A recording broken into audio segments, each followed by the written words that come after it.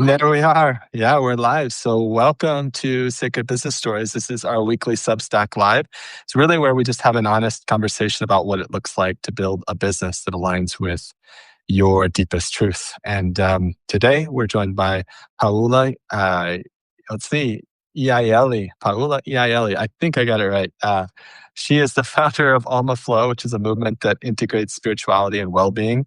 And she teaches yoga and leads mentorships that kind of combine ancient wisdom with modern tools. So yeah, we're really happy to have you here with us today, Paollà. And I'll let maybe Carolina share a little bit more about about the connection. But yeah, thank you for being here with us. Thank you so much. Yes, Happy to be here. I'm very honored to have you. And well, I know I love your work. And I'm happy that we're going to be sharing a little bit more of you here. So if you're joining right now, welcome. Yes, hi, Kareem. Hi, everybody. I always like to remind why we do Sacred Business Stories. And it's really from a pure space of inspiration.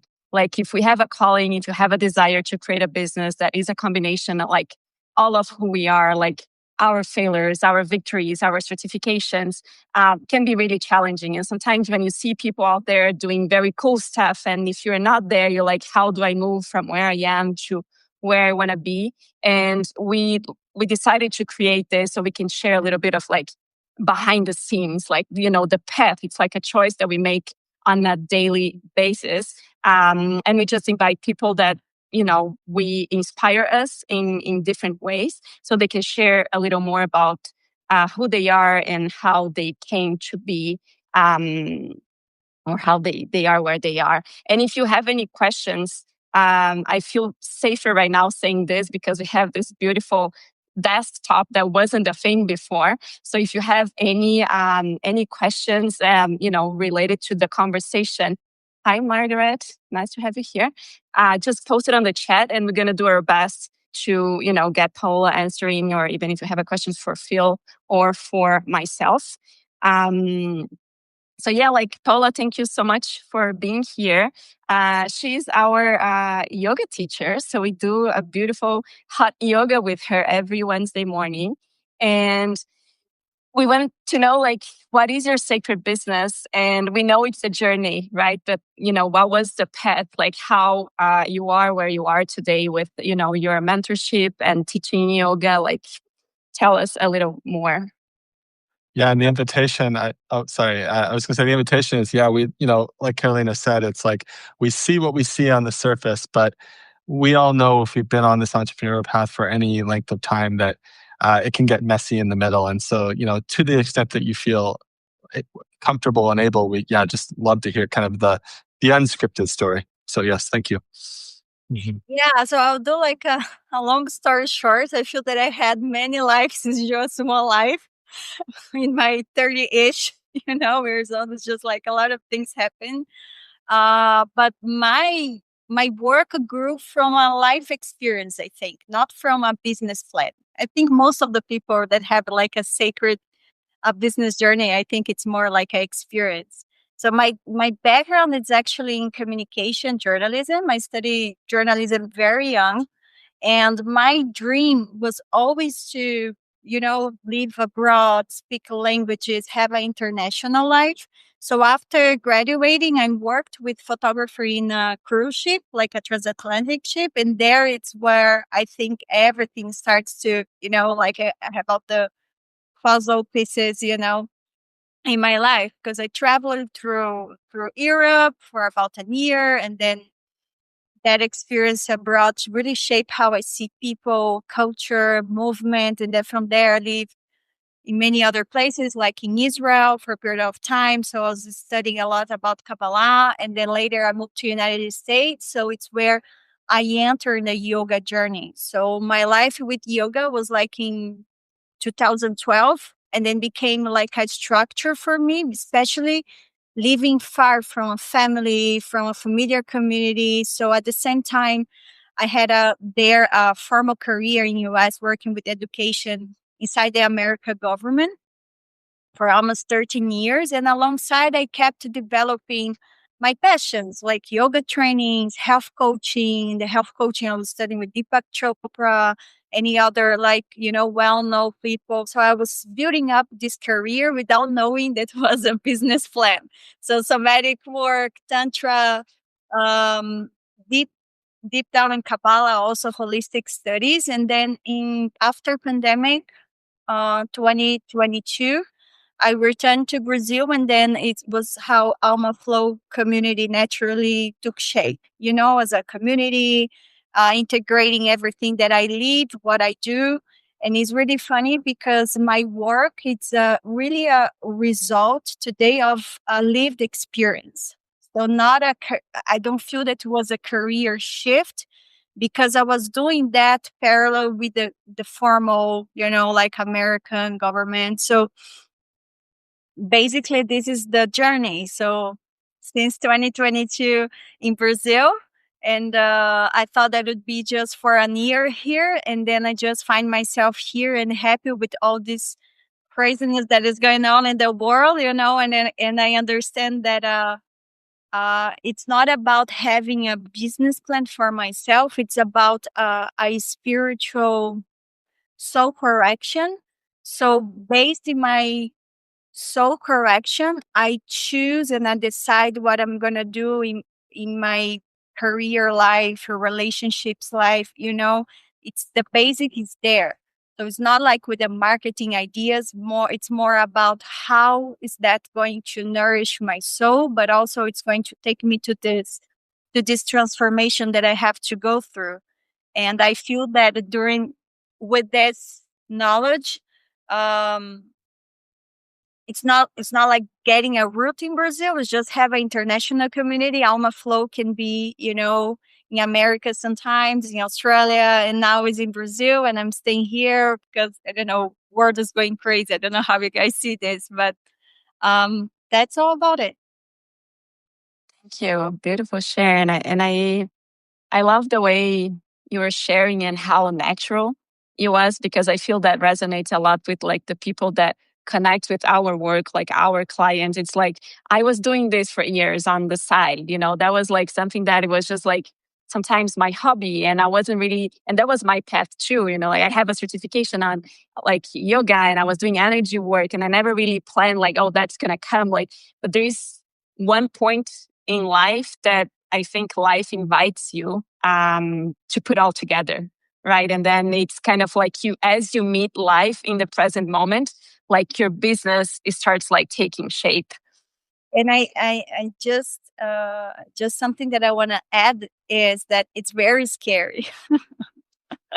And then, like we're speaking, it looks like beautiful, right? Like, oh, and it was beautiful, and it was a yoga instructor. And then we're like, you're getting paid in the Brazil, currency. You're not getting dollars anymore, and then you have to pay bills, and you have to, it's kind of scary. But when you add the spiritual life in all of the spiritual studies, like then I had the opportunity to really apply all the spiritual tools that I had. Because when everything was going well and I had like a formal job and then you have this other job, it was perfect. But then when you have just one and then you're building up a community, people getting to know you. I was almost 17 years abroad, so nobody knew me in Brazil anymore. I was like, who's this woman? So to build it up everything again, it takes time. And it's a training to practice your certainty beyond logic, that you're in the right way. It's every day like certainty beyond logic. Yeah, And I was just gonna say, I love that you brought that up because it's like a natural transition. It's like one of the questions we love to ask people because we always share that it's perfectly normal to have fear and resistance, and especially if you're doing things that are kind of moving you towards your meaningful work or something that's really close to your heart. I feel, and so you mentioned that those fears come up for you, and that's totally normal. Like for most people that choose this path. But I'm curious for you, what does that look like on a day to day? And probably more important than that, like what is the work that you do for yourself personally to kind of keep yourself centered and moving forward when you see that fear of resistance kind of showing up in your life? Mm-hmm. Yeah. So I see that fear doesn't stop me. Fear informs me. Like it gives me the action. So from that point, I bring all the tools that I teach my students. I really have to walk my talk. So I really have to practice yoga every day. So today I teach 5 classes, right? I have 5 yoga practice today, but I got up at 5 a.m. and I had my yoga practice and a lot of somatic work to integrate all these harsh feelings that I had. So it's not about denial. Oh, okay, just, the invisible trust, certainty beyond logic, and everything's going to work out. But okay, I'm having this fear now. How can I feel my feelings and just wait as a wave in the ocean, like in the sea that you see the waves that come and go? And how can I integrate? So I do a lot of breath work, somatic work to help me to integrate all of this. So it's a combination of working, training your mind that is going to work out at the same time, feel your emotions. I don't know if you hear the music. I just heard something. In Brazil is like this. You have the loud music in the background, people driving with the funk and you got all music and then the dogs are barking. Brazilian lifestyle. That's how it works here. Um yeah, and after that, you open space to understand, have this compass, and understand where you have to go. Who is the right mentor comes to you, the right people come to you because you feel the emotions, you open space, and also you trust the universe and wait for the universe giving you also the directions. Sometimes we don't know. And sometimes what you think is good, it's not good for our soul, right? It's our ego. So it's really hard to understand what is our soul, our ego. And I think the silence, making all this breath work and stuff gives you a space to be in silence. And then when you're silent, you can really know where's the way. Yeah, I love what you share. And just a little before the question, like something that you share that I think it's very, very powerful. Like entrepreneurship in a way is a beautiful way to practice spirituality, right? Because just the way you said it was in a beautiful way. And I'm like, I've been doing my practices and, and understanding and studying, like, but when you have like a sense of security in a way, a sense of safety, when you have like, when I had my job, for example, like it's a different relationship to the unknown. It's a different relationship to the practices, right? Because you kind of, I don't know, it's you are kind of like in a safe space, and then you kind of, you talk about the things, but not necessarily, at least for myself, I'm not sharing for everybody, but in many ways I didn't have as many opportunities to practice dealing with fear, dealing with resistance, dealing with like being visible, sharing my opinion, like, like my opinion where I worked kind of like about life didn't matter, right? Like it was my opinion about the business itself. But now that I am my business, then you have to put yourself out there. You need to kind of like own your message. And it's just, there's more like invitations to like you almost inviting fear into your life constantly, right? Like when you step into this journey, like, and then if you think that it's wrong or you're not supposed to feeling that way, then it blocks. But if you know the way you said it, like, oh, fear is actually informing and I need to just deal with that in a different way, I think it's what keeps us moving forward and not giving up or not thinking that there's something wrong with the journey, right? Yeah, and I don't know. I think people don't, how do you say, like take for granted. Like, they really don't appreciate this spiritual tool that we have. And I think in order to have the right people come to your business, you don't want 1,000 people. And then in this 1,000 people, they really don't connect with you. You're just there to see, to, I don't know, to speak bad things about about your business, whatever. You really want people that really connect with you. And during this journey, I think at the beginning, at least for me, with the experience that I have, when I start teaching yoga in Brazil, all the yoga practices that I was going here was just the regular, yoga traditional practice. And then my yoga practice was not a strategy. It's just the way I am. It's just the way I am, being myself. So when I start doing the intention, when I start sharing the intention of the practice, I share things from the Kabbalah wisdom. I don't share Bhagavad Gita, for example, which is really comes from the Hinduism or the yoga. I don't talk about yoga, actually. I talk about Kabbalah, wisdom, the energy of the week, or the astrological energy based in the Kabbalah astrology. And based on this information, I prepare the practice that it can really address with the intention, the spiritual intention. And sometimes I throw some tantra somatic work during the practice. So when I started working the yoga studios here, before I had because I really believe in, to build up a community, you have to be around, So that's why Alma Flow is a movement that goes to some franchise yoga studios, but also we have our moment where we have our space. Many students that were very familiar with a different yoga practice, they really reject my yoga practice. They were like, what is this? Just asked me to do some noise, like weird noise with my mouth. Like, what is this? The tongue out? Like, what is this? And I was feeling that it was weird for them, but they are not saying that was weird for them. So it's really funny because I think it was last year, a yoga colleague teacher saw me, and then she told me, wow, I really remember that everybody was behind your back saying, what is this practice? She asked us to scream, to yell, like to break the wall. What is this? And now they love it. They say, where is the scream yoga practice? I want to scream today. I want to put this out, So sometimes I think the universe, the life really tests you to know if you really want to do what you're doing. You're going to face the rejection sometimes, and it's okay. Yes, it's I love that, and I believe in that too. I think it's kind of like building up the energy to like, do you really want this, right? And one thing that I'm going to share with you that I don't think I shared, but I shared actually with our community. I remember in one of the classes, you started the class, and then you came and you said, I want to say something for you guys. Somebody like this, the place, they do like a questionnaire or something for satisfaction, and then people complained about the type of music that you are using it. And then you came to the class and you said like, and I want to share with you guys that if you don't like my music, there's other teachers.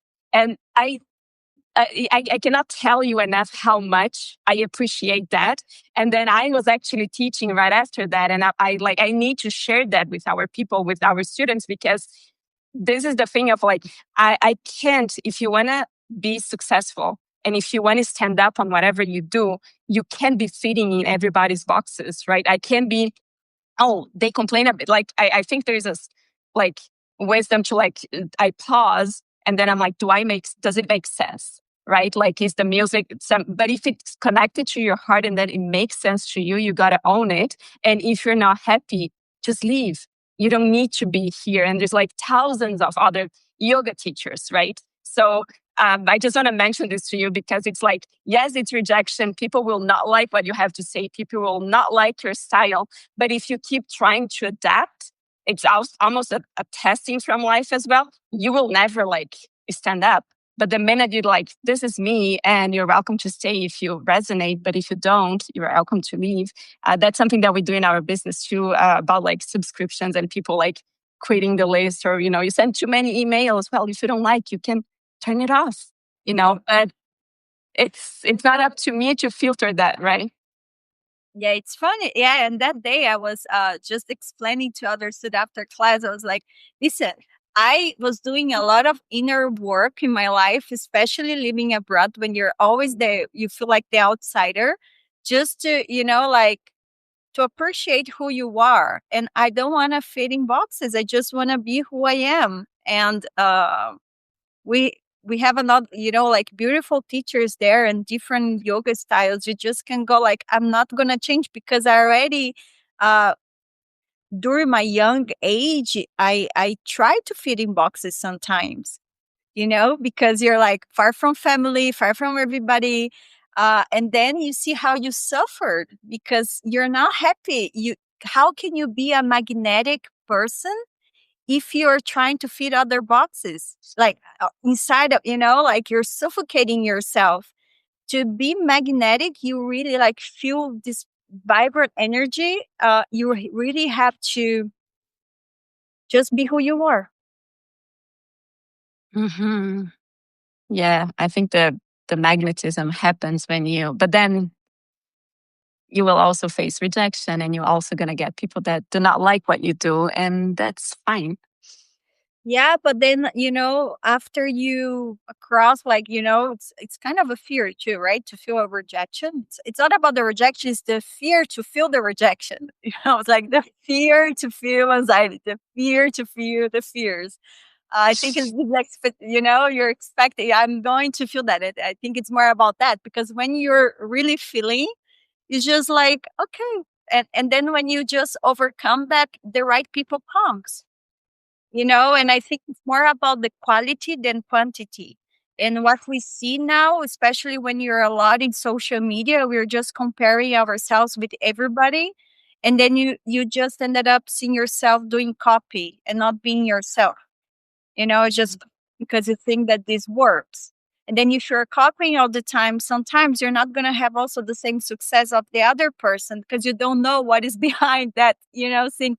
So, how much money are they investing, to share that information? If they are buying comments or if they are buying followers, there are so many things behind. When you have, especially now, we see a lot of gurus, right? Or people that are, I don't know, they know about everything and they want to sell you everything. And you just pay for the Instagram, Google ads or something to share your stuff. It's crazy. And then if Yeah. you're just comparing yourself, it's really be harsh on yourself for nothing. It's more about who are the people that really relates to everything that you do, like really likes the things you do and connect with you.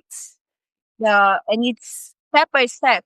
If you think about a doctor, he's in a university for how long? I don't know, 6 years, and then they have to do all these extra courses, and then they go to hospital. So it's like I don't know, 10 years. We open a business in a 6 months. We want to be a super like visionary success person. It's different. It takes time. Yeah, you've touched on like three really important things all at once. So thank you. Like there's three things. The first is this thing of the power of one. And that's something that we kind of share with our folks all the time, which is if you just focus on the one person in front of you, and if you're speaking to an audience, if you're speaking, through a newsletter, sometimes even just remembering that conversation you had, at that, in your case, at the end of a class or something like this, and something that was sparked from that creatively, like this is the answer versus to your point, like trying to be everyone's everything. The second one is what you said about the not knowing what's going on behind the scenes. And this is one that I see so much. And it just kind of breaks my heart in a sense of like how people play this comparison game, but they'll go out and I always use this kind of tip of the iceberg analogy where it's like you see someone and you see what you perceive as success online and you're like, okay, I like that. I like, actually, I don't think I'm particularly the most amazing interviewer on Substack Live, but let's just pretend that I am. And I'm like, hey, I love the way that guy Phil does his Substack Lives. I'll start doing that, and then you go over here and you see someone else and you're like, hey, I really like the way they do their newsletter. I'll go do that. And I like the way this person does their emails.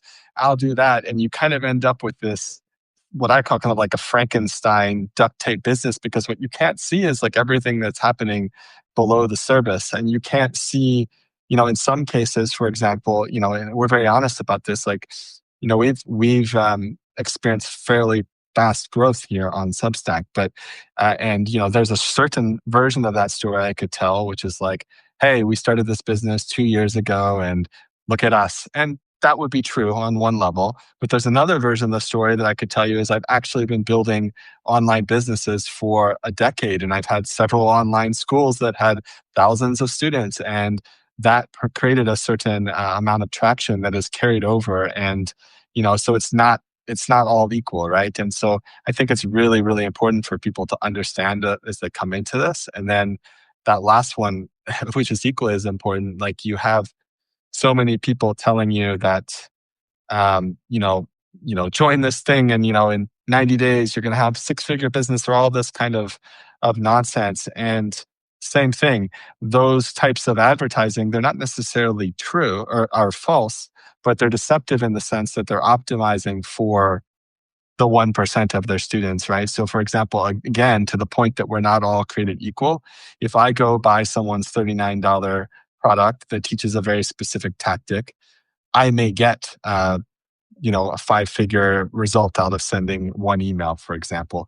But someone who is just left their job and this is the first step that they've made to build their list, there's no way they should expect that same sort of result. And then this carries this kind of mythology forward that I feel is so harmful for people that are trying to build their business online. So anyway, I really appreciate you bringing all those things up because there are things that are that I'm fairly passionate about in terms of how we speak and just the time it takes to build something meaningful. And we had an interview with a very successful entrepreneur who talked about what he calls the 1,000 day rule, and that's kind of his limit, his bar of saying like, hey, like if you're not experiencing the signs, and he's not even saying the end result of like your highest vision, but if you're not experiencing the signs of like traction or at least the signals that you're moving in the right direction, have you given it 1,000 days? Because if you haven't, you probably haven't given it enough time. And then there's so many statistics out there about 5 years being kind of like the mark where many businesses turn the corner or they fail before that. But that's these are the realistic true numbers. And I just feel that I'm fairly passionate about people being more honest about that and upfront about it. And it's not to scare people away. There's such a beautiful experience waiting for those who want to step into entrepreneurship. But it's really to what you were saying of not experiencing the shame or feeling like I'm doing something wrong or, and which is what I often see people do because they step in and then they try a few things one time. And when they don't get this magical result because this is what they see, they think something's wrong with them and then they give up or they shift too quickly to a new idea. So anyway, I'm getting a little bit preachy, but you hit on like some stuff that's really important to me. And at this point of fear of failure, it's also something very important to work on yourself. Like I know that in Israel, um, people that they have like business that they fail, have a problem with the business, they're more how do you say appreciated by other companies than the one that never tried because they have experience. They open a business, there's a failure there, so they open another one, so they get an experience and they understand what works and what doesn't work. So sometimes, and also other point is that's why I think it's very important to know many other entrepreneurs, like to know their life and to know how was to build up their career, because sometimes it's like a very well-known, I don't know, actress and an actor that was working with art, and then she just decided to open something online, and you don't know this person, but she's very famous in other field, I don't know. And then she's like, just to show a cup, that's it. Everybody wants to buy this cup because it's the cup of, I don't know, Angelina Jolie, whatever. And you can't compare yourself with this kind of people. Sometimes like, oh, they're not buying my cup, but they're buying her cup.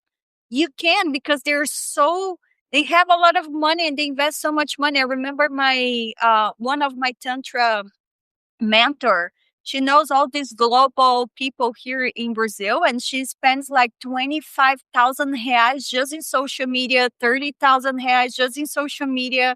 I can't compete with a person that is investing that money. I can't see myself. Uh, Kabbalah talks about the vessel, that you really have to expand your vessel in order to receive what you want. So if you don't have this vessel, so if you're not in the place that you want to be, it's because your vessel is not expanded enough. It's the same as saying like, I want to get to money in the lottery, but I don't know how to manage money. You're never going to be in that place, because if you get money in the lottery, in a day, you're going to spend all your money. You're not going to invest and make this money growing. see this money, girl, you're going to spend everything. So that's why I think spirituality is so important, to have just this, how to say, direction, to understand that sometimes it's not moving forward, but maybe nothing is wrong with you. It's not about a strategy. Sometimes you just have to work more on yourself, build up your vessel. You understand? I don't know if it's connected, Perfect.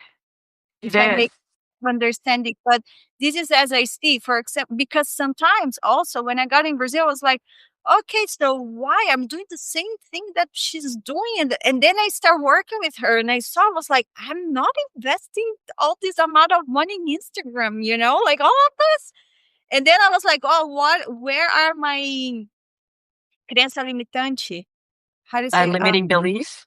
My limited belief, yeah, like, that I can't. And I was like, wow, I really have to expand my vessel. Sometimes I'm also thinking very small. Sometimes I think I have, to open my mind for other things, and not, instead of being just comparing, oh, it's better than me, but this is investing this money, it's doing this, it's doing that.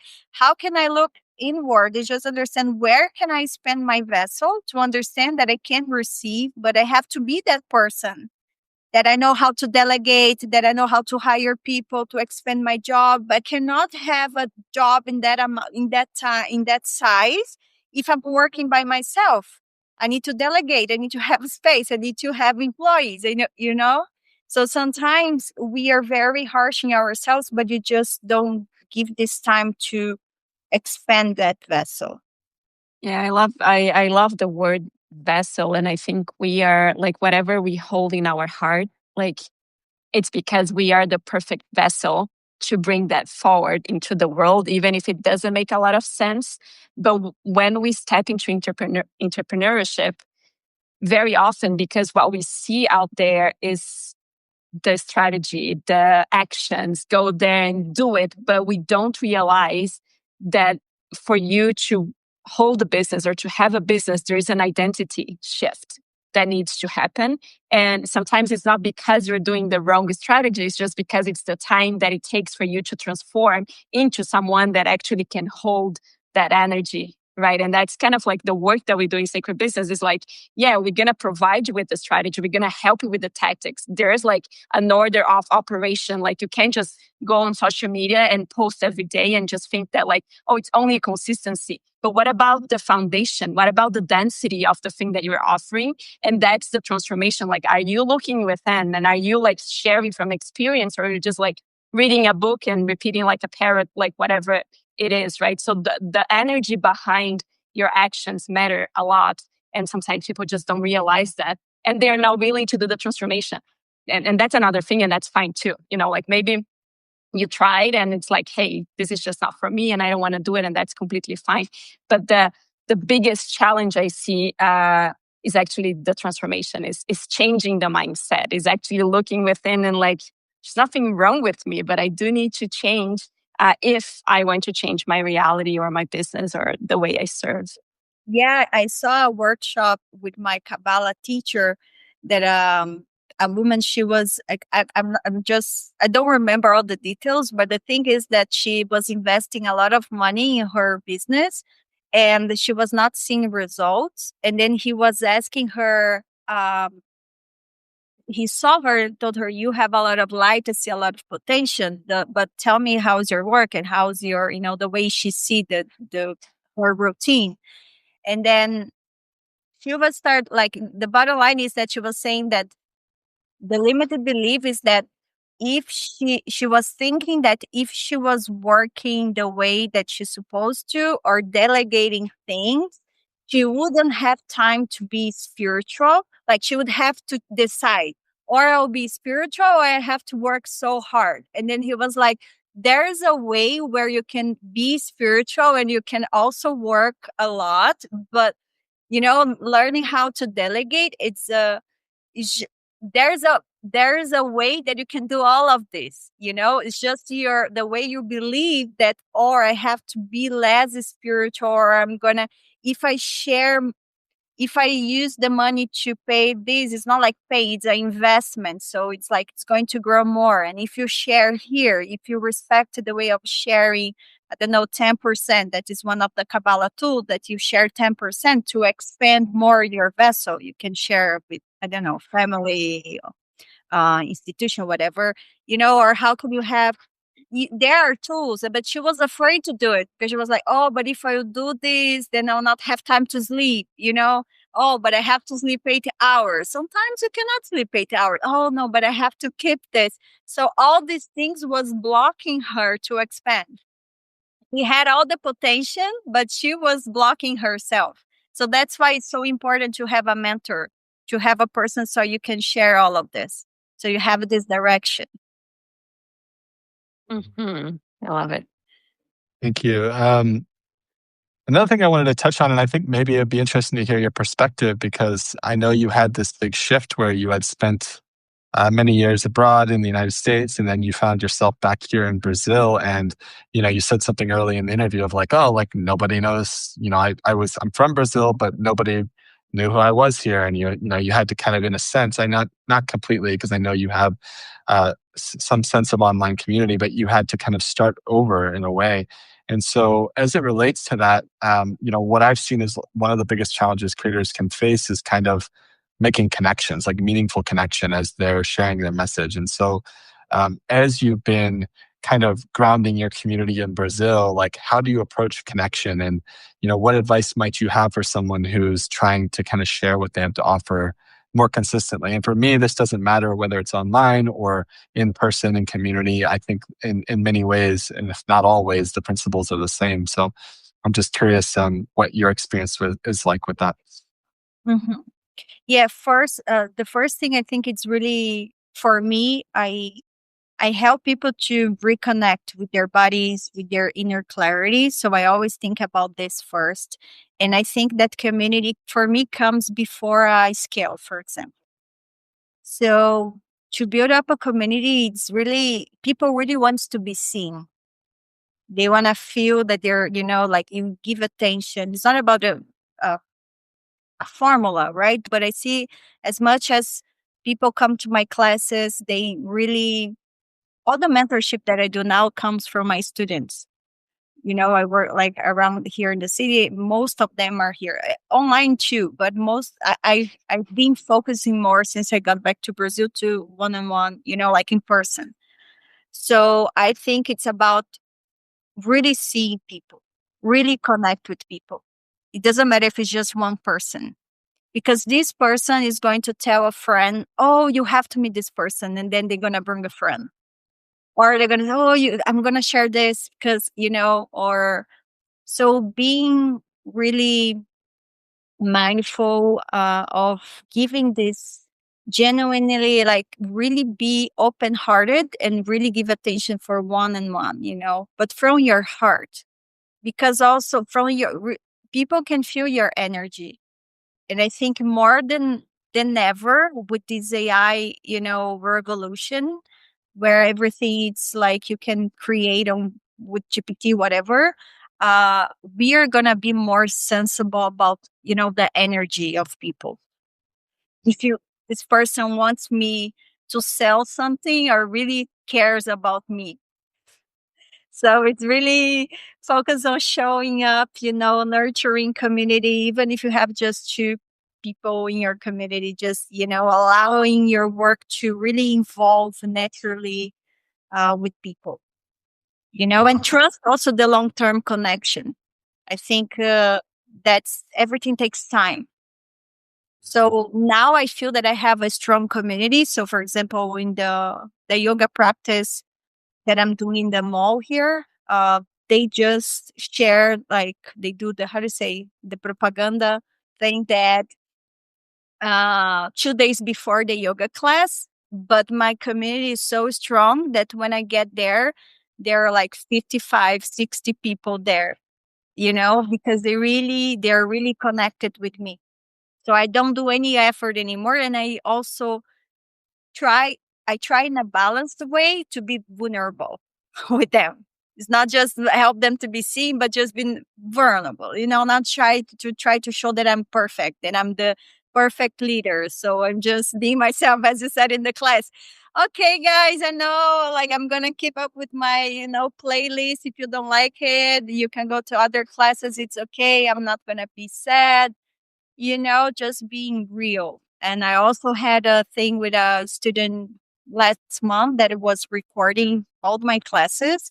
And I also was like, okay, if I'll say this, maybe I will lose this person in the group. And she left the group, but I was doing the right thing. I was going there and say, hey, you're not allowed to record 65 minutes of my classes, and not asking for permission, authorization. And sometimes people are just gonna leave because, like, I have 500 people in the Instagram, in the WhatsApp group now. You can't control who is there really cheering for you, really like you or not. You never know. But you're open heart, just like, okay, we are here together and being yourself. So I think it's about this gathering with the community. Birthdays, you celebrate sometimes. You have to have some time, like, to be with your students. I know the life it's very crazy and busy, but to give an attention and help them feel seen. So for example, there's another place here that I have more time on Tuesdays. We always have a coffee after class, you know? So it's really having this exchange. So we really know about them lives, and you really exchange with them. Sometimes it's not about giving the best advice. It's just about being there in silence and listening and drinking a coffee and just give this attention. Mhm. Yeah, I love all that, and I think, you touched on something when you mentioned the AI, and I really I have this strong belief that we're kind of going full circle, and in many ways, people will already are and will be craving more and more of this in-person connection, and I think the trend is definitely going back to finding ways to connect in communities. I especially see that in the U.S. right now. And I also feel that some of these professions, specifically in the healing arts and practitioners and the spiritual space, groups that have kind of been, I don't want to say marginalized, but they haven't been valued or honored to the same degree that they once were, kind of in more ancient wisdom cultures. I feel that those things are going to be coming more and more valued in society again as we kind of go through these trends with AI. And so I don't have a really strong perspective on it yet, but it's just something that I'm really kind of paying attention to and being curious about. But yeah, I know we're getting close on time here. One thing I wanted to kind of end on with our last question is, we talk a lot on this show about kind of the inner experience of entrepreneurship. But in many ways, you've touched on practical elements as well. But, we'd love to kind of leave our audience with some sort of a practical or tactical thing that has been working for you right now, or so, like maybe in the last year, something that you feel that you found that has really served and supported your growth as you've been kind of building this movement here in Brazil. So if there's anything, short or simple that you think has been working well with you for you that could be applicable to maybe not just people in the yoga space, maybe, but if there's anything that comes to mind, we'd love to hear that from you. Yeah, I didn't follow any aggressive marketing strategy or formula. Was really very by my intuition and inner guidance. And of course, I had some mentors and some teachers that helped me. But if the for me, I really have to. I always bring this. I'm kind of an alien, I think, because I always bring this. I like aliens. Yeah, it's all for me. It's all about the Carolina's an alien. Yeah, just as a side note. like a Pleiadiano. How you say? I'm from the Pleiades. How do you say Pleiadiano? Pleiadiano. Play, Play? players. I don't know, but yeah, you don't know, Phil, but I know you know. Something like that. So for me, my strategy is how can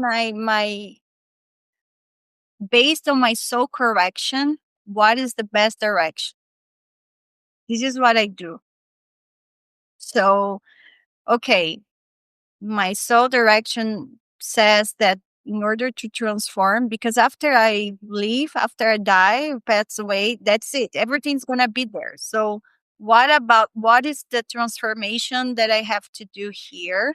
So then from there, I know what is the best mentor, the best teacher that I can ask for help or something like that. And then I follow from that, not from a place of scarcity and fear that I'm going to lose money, that I is going to be missing something. Because if I go from this perspective, oh, this is going to make more money. Okay, I have to do like this or I have to do like that. Sometimes it doesn't work for me. So when I feel whole with myself, like, okay, I have everything, I am, the best person that I ever met. I know all my struggles. I know all the things that I overcome. I'm super powerful person. When I am in this state, then I go looking for directions. Then the universe, the life, whatever, pop up like a message of a person say, oh, Paola, hi. So, oh, this mentor, this teacher. Sometimes it's in America, sometimes it's in Israel, sometimes it's here in Brazil. Thanks God I have this opportunity to be all over. So I don't have to be just one place. And thanks God you have internet, so we can follow any strategy. But before that, I really have to feel this contentment, this wholeness, that it's okay where I am. Because then after everything follows, everything goes on the flow. Yeah, I think it's really powerful, and it's not an easy thing to do, because sometimes when you are not feeling good is when you tend to take action, right? Like, oh, I'm afraid, or I'm stuck, or like I'm frustrated and now I need to do something. And then the energy behind the action comes with that, I don't know, like maybe heaviness. I don't, the emotion that you're feeling. But then when you aligned, I like to say like aligned action, right? Like when you connect, like I'm enough, like I have all that is required. And now you go there and you're going to post the one thing, or you're going to go there and you're going to reach out to someone that just pop up in your mind that has nothing to do with your business, but then it becomes like a collaboration just because you're taking care of the energy behind or before you take an action. And sometimes this is just like we don't pause to think about it, right? Like I'm frustrated and now I need to go on social media and I'm gonna post like 10,000 things, and the energy behind is like, I'm gonna take my tarot cards and I'm just gonna see what is the best the best thing to do. Yeah. yeah, Crazy. For example, this last time that I was in LA, what it was October. I think it was October. I really wanna to spread up, to plant the seeds on my flow there. So I was going to the studio that I used to work and see like my colleagues. And then I was like, okay, I want to do some yoga practice here at the park, just, to build up a community here, to work on this in person, to go places and really like connect with people. And, but I really was work on this because I wasn't, it's really funny because teaching yoga, sometimes it feels that I'm not working, but I am working. So I was there working, but I was not working. But this feeling of contentment, really loving, your routine and then there and like living my past life again. So good. So I was in a coffee shop and then a couple stopped there and said, oh, can you sit here? Okay. And you start chatting and they are building up a very nice app and they invite me to be part of the app. So sometimes the universe really surprises you. So it's like, okay, so we're gonna do, we had like an interview. Was not 100% the thing that I was expecting because there comes the illusion. Oh my God, it's going to, like I'm going to explode on a flow in LA now. And then in the end, it was not that thing, but it was really nice, like it was the thing that my vessel could hold in that time. And then we are talking, we are doing some project together. So I was going to do something and came at something else really nice. So always it can be nicer, improve, your ideas. So, and I believe that these things show up from the place of contentment, really like relaxed, not in the, oh my God, oh my God, oh my God, what I would, So that's why it's really important when you have like I don't know, a formal job. I don't know how you say that. Like a set job, you know, um, save some money. If you like, you're working at two different jobs, how can you save money? Like really, um, or sometimes when you're really in a good moment that you're really making a good money, how can you save a little bit? Because sometimes you would need this money, like when I say vacas gordas, vacas magras. Now that is my English is going away. That's it. I don't think we can translate that. We have like phases of like fat cows and thin cows, which is like fat cows would be a lot of money, but it doesn't make any sense in English. You know the dream in the Bible that Joseph was having a dream saying the cows was like have a lot of like food, and then the time that was a scarcity, less food. So it's kind of this like you really need to know when you have a good situation with money, how can you save for the moments that you're not gonna have so much money, so you're not feeling this oh my god, oh my god, oh my god, and how can you live in a humble way sometimes because then you're getting a lot of money. It's like oh, now I want a nicer car. Now I want to move this apartment. Now I want this. Now I want that. So the world is going crazy. How can you be humble? Not that you cannot have everything, like you can have everything, but you have to feed it on the ground. You really understand where you're going. You're building up something slowly, slowly. So this is the way I see. Mhm. Beautiful. Well, thank you so much. I want to be respectful of time and bring this to a close, but I would love to just ask you. I believe you're actually. I know you're here on Substack because you're on Substack right now. But if someone's been listening in, and we'll be sharing out the replay and the show notes from this conversation to our audience. But if someone's connected with anything that you've shared or felt inspired in any way, like where can people connect more with your work? Would it be here on Substack? Would it be somewhere else? Anything that you would want to share with us about that? Yeah, so you can mainly find me on Substack, or I added there the Instagram website. There, I have also a website. I updated the information there, so you can find me on Instagram, Paollà Yáelli, or through Alma Flow official community, also on Instagram. And I also have this community and WhatsApp group, one in English and one in Portuguese. I can share the link. I can send it to you guys. You can put there. I don't know if is that okay. And because in the WhatsApp group is where I offer the yoga classes, the workshops, the online practices. Usually I do the international yoga practices on Friday morning, like around 10 a.m. in Brazil time. I think it's 8 a.m. Eastern time, a Zoom class, yeah, and I always send the updates there in the WhatsApp group. Cool. Yeah. So we'll make sure we have all those links from you. We'll be happy to share those out as well. So thank you very much for being here with us. And it's our honor to have you. And it's been a fun conversation. And I know I'll be seeing you again because I love coming to your yoga classes myself. So it's really an honor. Thank you. Thank you again. Thank you so much for holding this space and for all these thoughtful questions, connections. It's really an honor, and I'm really, really happy. Carol, I see you guys in the mat, huh? Don't disappear. No, I was back today, but I'll see you next week again. Thank you so much for being here with us and sharing a little bit more of who you are. Take care. Thank you. Thank you. Bye. Bye. Ciao.